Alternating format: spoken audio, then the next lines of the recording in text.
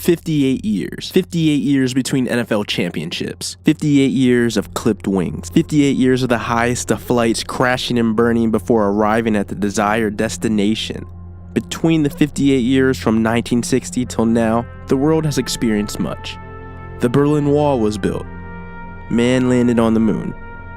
The internet was invented. The Berlin Wall fell. Barack Obama became the first black president of the United States of America. And hip-hop became the #1 music genre in the world, all before the Eagles ever won the Super Bowl. The one thing that seems to avoid a starving sports town, and one thing only. Philadelphia has Rocky, the cheesesteak, Meek Mill, and the Liberty Bell, but really none of that matters. The validation of this town dates back to the very creation of our nation, but none of that matters. Without a Super Bowl ring, generations of fathers and sons, mothers and daughters deprived of the experience of the very mountaintops of Americana in the sports world.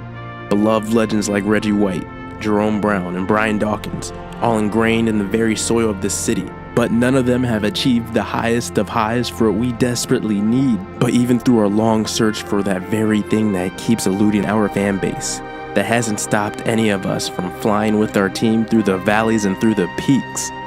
For 58 years we have waited, and now it's time for us to end the streak and soar. 13 years ago, a father and son vowed that if the Eagles ever made it back to the Super Bowl, no matter what, both would be in attendance. After over a decade of waiting, that promise finally becomes true. It's the story of a weighted resolve. Join my Patreon today for only $5 to receive a monthly esoteric documentary on your favorite sports athletes and events. Real, raw, uncut, and uncensored without the limitations of YouTube. Join today to see the other side of the sports world.